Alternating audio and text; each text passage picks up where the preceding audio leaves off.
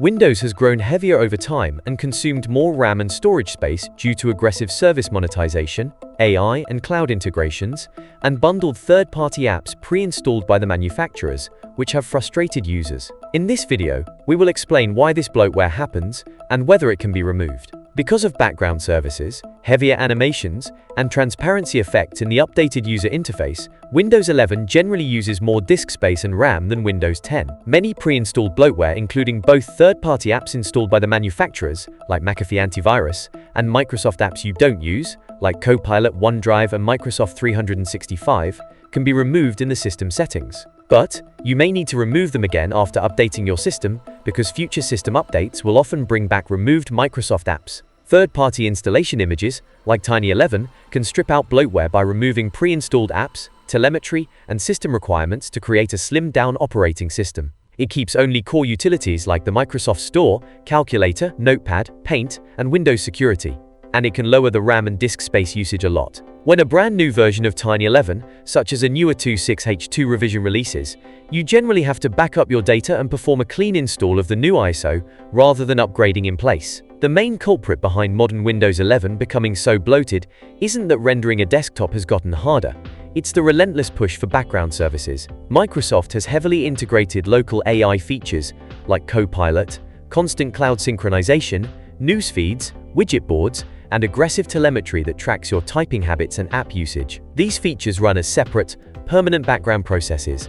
Even if you're just typing a letter or checking an email, they constantly sit in your RAM, waiting to be used. On a fresh boot, Windows 11 can easily consume several gigabytes of RAM before you've opened any apps. This frustration is exactly why many people are using tools to debloat Windows 11 and turn off unwanted system features, or switching to Linux distributions, which offer much more customization over the system. The biggest factor towards the system bloat of Windows 11 is local AI. Features and runtime components like Copilot processes, large language models, and the Windows Recall feature, which takes screenshots in the background, require massive amounts of memory to sit idle. Because of this, Microsoft has already started pushing the system requirements for their AI-integrated PCs, like the Copilot Plus PC standard, to a strict minimum of 16 gigabytes of RAM. Even if you don't use them, Microsoft has integrated it into its parts of its system, reserving memory for them so they feel instant if you decide to use them. Pushing AI hooks into built-in apps, like Notepad,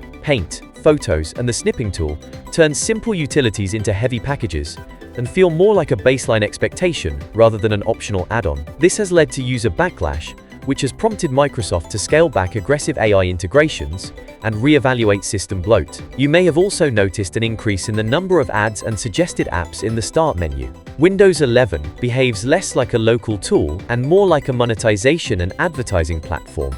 On startup, it runs several background services dedicated to logging your app usage and system diagnostics, which are packaged and queued to send to remote servers. While the actual telemetry and data collection processes are not very heavy on system resources, you can't fully opt out of it. You can stop optional data tracking and turn off background telemetry services in the system settings, but Windows will continue to send basic required diagnostic data back to Microsoft to maintain system stability, and Microsoft hasn't fully explained what goes into the required data. Because modern computers can come with massive amounts of RAM, including 16, 32, or even 64 gigabytes, optimization has gotten lazy. Many apps, like the Widgets board, Microsoft Teams, WhatsApp, Clipchamp, and the Weather app, are no longer written in native, efficient code. They're now built on the Electron framework, which launches a full web browser engine. For example, Microsoft replaced the built-in Calendar, Mail, and Contacts apps on Windows 10 with the Outlook app in early 2025, which now uses heavy web wrappers instead of the lightweight native code it used to use. When you have multiple hidden browsers running in the background just to show you your emails and the weather, it fills up your RAM very fast. It essentially takes a simple app that should use around 60 megabytes RAM to around 400 megabytes. This does save development time, and web apps are easier to maintain across multiple platforms, but embedding a full browser engine into every application is very inefficient when it comes to system resources. Windows 11 turns virtualization-based security and memory integrity on automatically for fresh installations to protect against kernel-level malware. While this makes it more secure, and we would recommend it if you handle sensitive data on your computer, it does introduce a performance penalty. especially on processors that don't support hardware acceleration for the feature, including Intel 6th generation and below. It can create noticeable slowdowns on apps like PowerPoint and Excel, and drops in game frame rates when turned on. This can be turned off in the Windows settings by toggling off memory integrity, because it's not strictly required to boot Windows 11. To ensure that Windows 11 can run a program from the late 1990s or the 2000s, it must carry forward thousands of legacy system files, dynamic link libraries, and old application programming interfaces. Today, Windows 11 still relies on foundational APIs and architecture written in the 1990s because millions of enterprise and consumer programs depend on them to function. While this does ensure backwards compatibility with older third-party software, storing thousands of older interface hooks adds several gigabytes of inactive data to your hard drive storage. Windows 11 treats empty RAM as wasted RAM.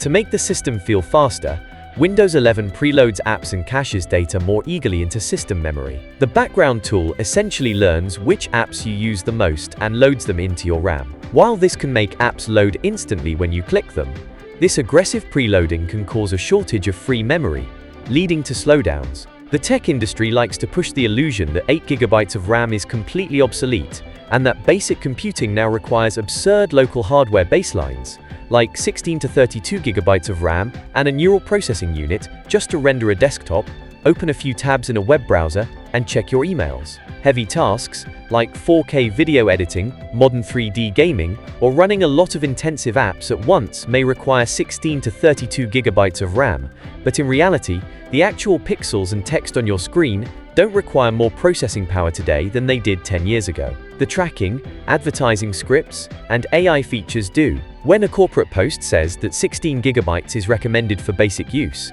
what they actually mean is that 16 GB is required to run their monetization, tracking, pre-installed bloatware, and local AI models in the background, while leaving you enough room to open a browser. It can convince many people that their computer is slow just because it's old, when the hardware hasn't actually degraded.